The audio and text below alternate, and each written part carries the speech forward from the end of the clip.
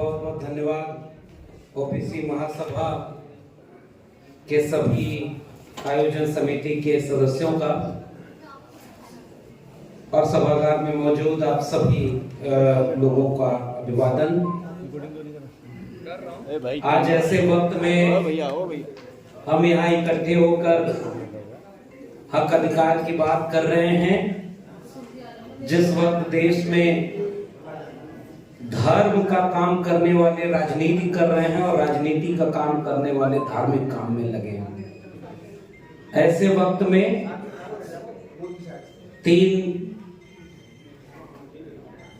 Icon जो पूरे बहुजन आंदोलन की हैं, माता सावित्रीबाई फुले, फातिमा शेख और अवंतीबाई लोधी, उन्हें याद कर रहे हैं उस वक्त जिस वक्त इस देश में मणिपुर में महिलाओं को निवस्त करके घुमाया जा रहा हो और जिले इलाही खामोश हो, बिल्किस बानो के बलात्कारियों को रिहा कर दिया जा रहा हो, उन्हें फूल माला से स्वागत किया जा रहा हो, और जब सुप्रीम कोर्ट इस पर लताड़ लगाए तो कहा जा रहा हो कि वो फरार है। ऐसे वक्त में हम उन आइकॉन को याद कर रहे हैं जिन्होंने आइडिया ऑफ इंडिया के जरिए ऐसा भारत बनाया जिसमें कम से कम ऐसे दृश्य नहीं होने चाहिए थे। मगर अफसोस कि हम सावित्रीबाई फुले के सपनों का भारत अभी नहीं बना पाए। अवंतीबाई लोधी वीरांगना है। फातिमा शेख और सावित्रीबाई को याद करना दिल्ली विश्वविद्यालय से निष्कासित ठेके पर प्रोफेसर के लिए कितना महत्वपूर्ण है, इसे जो मैं महसूस कर रहा हूं वो शायद मैं लफ्जों में बयान नहीं कर सकता। जब हमने इनकी बात की, उस कलम और किताब को बचाने के लिए अपनी कक्षाओं से बाहर निकलकर नागरिक होने की जिम्मेदारी निभाने की कोशिश की, सच को सच और गलत को गलत कहना जिस तालीम का मकसद होता है। शिक्षा का मतलब केवल डिग्रियों का कागज का पन्ना नहीं है, वो एक चेतना है, वो एक वैज्ञानिक चेतना, नागरिक बोध की चेतना। सावित्रीबाई फुले और फातिमा शेख डिग्रियों के देने के कारखाने नहीं खोल रहे थे, वो समाज को जागरूक करने के लिए शिक्षा की ज्योति जलाना चाहती थी। और आज जहां हम खड़े हैं, मेरे अपने दिल्ली विश्वविद्यालय में मेरे ही साथ की आंदोलनों के साथी, वैचारिक साथी डॉक्टर रितु, मुझे तो प्रक्रिया का पालन करके निकाल दिया ताकि बोलना न पड़े कि क्यों निकाला है। उन्हें तो साजिश करके निकाल दिया। जिन बच्चों से कंप्लेन कराई थी डॉक्टर रितु के खिलाफ, जांच में पता चला कि वो बच्चे तो दिल्ली विश्वविद्यालय के कॉलेज के विद्यार्थी नहीं है। नाम फर्जी, रोल नंबर फर्जी और जातिगत अपमान के साथ उन्हें निकाला। दिल्ली पुलिस चार्जशीट दाखिल हो गई है और जिस प्रिंसिपल को जेल में होना चाहिए वो दिल्ली विश्वविद्यालय एक कार्यक्रम आयोजित कर रहा है। अपने अपने राम उस कार्यक्रम में वाइस चांसलर के साथ बैठ करके राम राज्य का स्वागत कर रही है। और आज डॉक्टर रितु अपने न्याय के लिए सड़क पर संघर्ष कर रही है। यह है अमृतकाल के विश्वविद्यालयों का हाल। अमृतकाल के विश्वविद्यालय अब एक तरफ राम राज्य है ना, मेरी झोपड़ी के भाग आज खुल जाएंगे, राम आएंगे, गाने बज रहे। और आज ही जिले इलाही का एक भाषण हुआ है। मैं जब जिले इलाही कह रहा हूं तो समझ तो रहे ना किसको कह रहा हूं, क्योंकि वैचारिक मंच पर नाम नहीं लिया जाता बहुत हल्के लोगों का, या नाम सावित्रीबाई फुले का लिया जाता। उन्होंने कहा कि बहुत दिनों तक वो टेंट में थे तो उन्हें बहुत पीड़ा है, काश बचपन में मैं भी ऐसे टेंट के घर में रह पाता। शायद उन्हें नहीं दिखता कि आज भी इस देश की बहुसंख्यक वंचित शोषित जमात के लोग टेंट जैसे झोपड़ी के घर में रह रहे हैं जिनमें अभी कोई उजाला नहीं पहुंचा है। और उनकी हकमारी इतनी ज्यादा हुई है कि वही जिले इलाही घोषणा करता है कि 5 किलो अनाज अगले 5 साल तक 80 करोड़ लोगों को मुफ्त में मिलता रहेगा। यह है अमृतकाल का भारत। सपने दिखाए गए थे कि 2 करोड़ रोजगार मिलेगा, सपने दिखाए गए थे कि 15 लाख हर अकाउंट में आएंगे, सपने दिखाए गए थे कि 100 स्मार्ट सिटी स्मार्ट गांव बनेंगे, सपने दिखाए गए थे कि पढ़ेगा इंडिया तो आगे बढ़ेगा इंडिया। और हकीकत यह है कि अब चुने हुए नेताओं का काम अब रह गया है कि धार्मिक स्थलों का उद्घाटन करें। आज का सबसे बड़ा एजेंडा इस देश का क्या है कि मंदिर बन गया और वहीं बन गया, राम राज्य आ रहा है। और राम राज्य में एक लक्ष्मण यहां खड़ा होकर पूछ रहा है कि वंचितों और शोषितों की जगह क्या है। ये विडंबना और विरोधाभास है। हम जानते हैं कि राम राज्य लोकतंत्र नहीं था। हम चाहते हैं कि इस देश में कोई राज हो तो वह संविधान का राज हो और दूसरा कोई राज हो। उस संविधान ने सबको बराबर का हक दिया। उस संविधान ने यह हक दिया कि जिसे मंदिर बनाना है, मंदिर बनाने वाले, मंदिर में आस्था रखने वाले मंदिर बनाए और उसका कार्यक्रम करें, मस्जिद बनाने वाले उसका काम करें, चर्च और गुरुद्वारे वाले अपने धर्म का प्रचार करें। यह संविधान इसकी इजाजत देता है।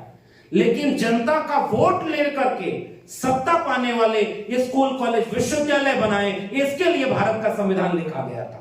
और वो लोग केवल धार्मिक काम कर रहे हैं और उनकी बिकी हुई मीडिया दिल्ली विश्वविद्यालय के इन प्रोफेसरों के किस्से को नहीं कहेगी कि एक विश्वविद्यालय के प्रोफेसर आज किस स्थिति में खड़े हुए। और आज ओबीसी महासभा का कार्यक्रम है। जिस व्यक्ति ने गुजरात का मुख्यमंत्री रहते हुए कभी अपनी जाति नहीं बताई थी, और जब उसे प्रधानमंत्री बनना हुआ तो उसने कहा कि मैं ओबीसी मां का बेटा हूं। और जब 2019 आया तो उसने कहा कि मैं तो अति पिछड़ी मां का बेटा हूं। और जब इस देश के लोगों ने कहा कि आप ओबीसी हो तो एक अच्छा काम करा लो, इतिहास में तुम भी अमर हो जाओ कि जाति जनगणना करा लो, अचानक बोला कि जाति तो होती ही नहीं है। ये है इस देश की हकीकत। और अपने आप वो समझ में आ गया। और मैं तो चूंकि विषय महिलाओं से जुड़ा हुआ है और हम जानते हैं कि जिस महिला आरक्षण की बात होती है, इस देश में अपमान किया गया, इसलिए जातियां जिंदा हैं और अब सम्मान की लड़ाई लड़ना चाहती हैं। इसी देश में कर्पूरी ठाकुर जब मुख्यमंत्री थे, चुने हुए मुख्यमंत्री थे, राम नरेश यादव चुने हुए मुख्यमंत्री थे, तो यहां से गाली इन्हें दिल्ली के गलियारों से चली करती थी कि दिल्ली से चमड़ा भेजा संदेश, बार बना हुआ कर्पूरी और भैंस चरा हुआ राम नरेश। वो इतिहास इसी देश का है और बहुत पुराना नहीं है, 30-40 साल 50 साल हुआ है मुश्किल से। बीपी मंडल साहब के विरासत के सूरज मंडल साहब यहां बैठे हुए हैं, वो बार बार इतिहास इस देश के ओबीसी लोगों को बताने की जरूरत है। वो तो जमींदार परिवार के थे, आर्थिक और सामाजिक रूप से बहुत सक्षम थे। और जब बीपी मंडल साहब मुख्यमंत्री थे और गंगा में आग लग गई तो बिहार के सदन में खड़े होकर एक आदमी ने कहा कि शूद्र मुख्यमंत्री बनेगा तो गंगा में आग नहीं लगेगी तो क्या होगा।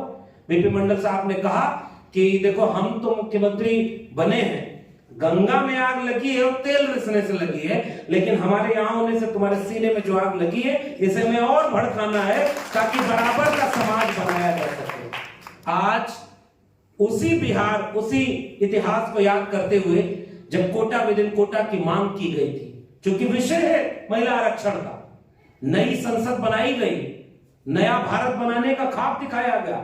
सुबह ही चिल्ली लाई ने यह भाषण दिया कि यहां बैठकर यह तय हो जाएगा कि भाषा आपकी बताएगी कि कौन विपक्ष में बैठेगा कौन पक्ष में बैठेगा, और शाम तक उन्हीं का सांसद इस देश के चुने हुए मुसलमान सांसद को कटुआ, मुल्ला और आतंकवादी कहता है। यह नई संसद के पहले दिन की घटना है। उस जगह पर आज आप सम्मान और हक की लड़ाई लड़ने आए, इसलिए वंचित शोषित सबकी बात करते हैं।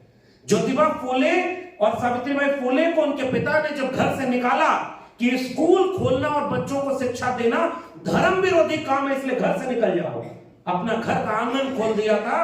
उसका नाम था उस्मान शेख और उनकी बहन थी फातिमा शेख। उन दोनों ने मिलकर के शिक्षा की ज्योति जलाई। यह है सोशल जस्टिस का आइडिया। सब मिलकर के वो कलम और किताब का भारत बनाना चाहते थे। उस नई संसद में खड़े होकर पहला कानून पेश किया, नारी शक्ति वंदन अधिनियम। और ऐसा नाम दे करके जब मांग हुई कि कोटा विद इन कोटा उसमें होना चाहिए, एक दौर था, और ये आखिरी बात है चूंकि बहुत वक्त हो गया है, एक दौर था हमारे नेताओं में यह साहस हुआ करता था कि दंगाई रथ के सामने खड़े हो जाएं और रथ अगर न रुके तो रथ चलाने वाले को जेल में डाल दें। यह साहस हमारे नेताओं में एक जमाने में हुआ। हमारे नेताओं में एक जमाने में यह साहस था कि अगर उत्तर प्रदेश के मुख्यमंत्री हैं और मुख्यमंत्री ने कानून की रक्षा की शपथ ली है, संविधान की शपथ ली है, तो कोई दंगाई भीड़ अगर किसी पर हमला करने जा रही हो तो उसको रोकने के लिए, कानून और संविधान को बचाने के लिए अगर गोली चलानी पड़े तो भी चलाने का साहस था। और इन रथ रोकने वाले और गोली चलाने वाले को कभी जेल नहीं हुई। और जो दूसरे मुख्यमंत्री बने वो ओबीसी समाज के थे और उन्होंने शपथ पत्र दिया था संसद में, सुप्रीम कोर्ट में, कि हम विवादित ढांचे पर कोई भी कुछ भी होने नहीं देंगे, और उनके रहते वो हुआ। उन्हें एक दिन की जेल भी होनी पड़ी थी। कानून का राज कहां था और कानून के खिलाफ कौन था? आज चूंकि वक्त ऐसा है कि ये सारी बातें बोल दीजिए तो लोगों की भावना आ तो जाती है, और इस पर भावना नहीं आ होती कि जो राम को लाए हम उनको लाएंगे। राम किसको लाए थे और कौन राम को ला रहा है? धर्म कहां खड़ा है? जिले इलाही की 1000 फोटो लगी है और राम की 1 फोटो लगी हुई है। देखा आपने वो तस्वीर? इससे भावना आती होती। इसलिए आज वक्त ये है, 22 जनवरी को उनकी तरफ से ऐलान होगा कि आज से ये भारत अब राम राज्य में प्रवेश करेगा। 22 जनवरी के बाद इस देश के SC ST OBC का इम्तिहान होगा कि 22 जनवरी के बाद भारत का संविधान कितना बचेगा। इसकी तैयारी हमें करनी है, संविधान को हाथ में लेकर। और महिला कोटा विद इन कोटा, और उसका वो किस्सा कि जब सदन में खड़े होकर लालू, मुलायम और शरद यादव ने विरोध किया तो उन्होंने कहा था 3 यादवास अगेंस्ट वुमेन रिजर्वेशन, जबकि शरद जी ने खड़े होकर कहा कि 33% क्या 50% करना है तो 50% रिजर्वेशन महिलाओं को दो, लेकिन कोटा विद इन कोटा के साथ ये मांग होनी चाहिए। लेकिन अखबार में कौन, टेलीविजन में कौन, और महिला विरोधी घोषित कर दिया। आज हम शुक्रिया अदा करते हैं उन पार्टियों का भी जो 2010 में जाति जनगणना के समय थोड़ी चाल चल दी है, इसलिए जाति जनगणना एक्ट के तहत नहीं हो पाई, लेकिन आज वो भी जाति जनगणना की बात करते हैं, न्याय यात्रा निकाल रहे हैं और वो कहते हैं कि सामाजिक न्याय होना चाहिए। तो हम विचारधारा के साथ उन सारे लोगों के साथ खड़ा होना चाहेंगे जो वैचारिक रूप से हमारे साथ खड़े। और उन्होंने ये कबूल किया कि हमसे अतीत में गलती हुई कि हम कोटा विद इन कोटा की मांग नहीं मान पाए थे। तो हम तो जानते हैं दिल बड़ा करने का वक्त है। आज अभी हमारे लोग कह रहे थे कि शिकारी आएगा, जाल फैलाएगा, दाना डालेगा, फंसना मत। ये बात तो हम लोग देश में घूम घूम के कह रहे हैं। ओबीसी महासभा के कार्यक्रम में इतने वक्त तक क्यों रखे गए? क्योंकि अगर कोई नहीं बोल पाएगा तो कल नाराज हो जाएगा, शाम को ट्वीट करेगा कि अब तो लगता है ओबीसी महासभा टूट जाएगी। वो केवल वही नेता बन रहे हैं, मजबूरी है इनकी। जो नहीं भाषण दे पाएगा वो नहीं कर पाएगा, और मैं भाषण दे लिया तो मैं निकल के कहूंगा बड़ा अच्छा कार्यक्रम था। इससे उबरना होगा। नाक बड़ी हो गई हमारी, दिल छोटा हो गया, और इसीलिए वो जो दुश्मन के लोग, वैचारिक दुश्मन लोग हैं, वो हमें आपस में लड़ा लेते हैं। ओबीसी का हक कौन मार गया? इन्होंने खा लिया। भाई जाति जनगणना करा के हमको बता दो, 2 कदम हम पीछे हो जाएंगे। हम तो तुम्हारे हित की बात कर रहे हैं।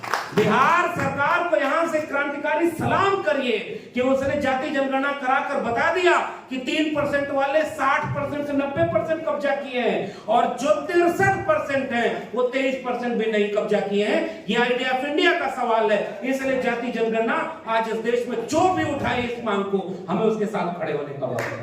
और 2024 का चुनाव, ये आखिरी बात बोलना चाहता हूं, एक राम दशरथ का बेटा, एक राम है घर घर लेटा, एक राम का सकल पसारा, एक राम सब जग से न्यारा। हम तो कबीर के राम को मानते हैं। कस्तूरी कुंडल बसे मृत जोड़े बन माए, और ऐसे घट घट राम है दुनिया देख के लाए। और आज राम को वहीं ले आ रहे हैं भैया, उंगली पकड़ के ले आ रहे हैं। इसलिए हम वो नहीं मानते, हम कबीर को मानते हैं, रविदास को मानते हैं, हम बुद्ध को मानेंगे। और फूले अम्बेडकर पेरियार के साथ ये ऐलान करना चाहते हैं, क्योंकि हम न्याय के पक्ष में हैं। कोटा विद इन कोटा के साथ महिला आरक्षण आज ही लागू हो, इसकी लड़ाई लड़नी चाहिए। जिले ने जो घोषणा की है वो 2029 में नहीं, 34 के बाद भी लागू नहीं हो पाएगा ऐसा महिला कोटा विधि। लेकिन गांव के लोग तो समझेंगे नहीं। जैसे गांव के लोग ये नहीं समझते कि मंदिर किसी सुप्रीम कोर्ट के ऑर्डर से बन रहा है, वो समझते हैं कि जिल्लाई बनवा रहे हैं, अपनी जेब के पैसे से बनवा रहे हैं और निमंत्रण भी वही बांट रहे हैं। नहीं जाओगे तो तुमको देशद्रोही कर देंगे। अच्छा तो ये हुआ कि उन्हीं के धर्म गुरु ने कह दिया कि ये तो पाप हो रहा है, अधूरा मंदिर बन रहा है। अब कहो उनको सनातन विरोधी। तुमने इस देश के दलितों, पिछड़ों, आदिवासियों को हर कदम पर धर्म विरोधी कह के उनको अपमानित किया। देखिए, धर्म का काम करने वाले जोर से बोलते हैं, उनके सामने कैमरा माइक लाइव चल रहा है। अयोध्या में सब टेलीविजन चैनल का वहां पर सेंटर खुल गया है, रोज दिन रात अयोध्या दिखाई जा रही है। लेकिन इस देश में शिक्षा की मांग करने वाले लोगों की लड़ाई को कोई लड़ना नहीं चाहता। इसलिए कई बार हमारे लोगों को भी लगता है कि अब तो एक ही तरह का नैरेटिव है। लेकिन हम लोग इस मन से कहते रहेंगे, शिकारी आएगा, जाल फैलाएगा, दाना डालेगा, लेकिन चिड़ियों फंसना मत।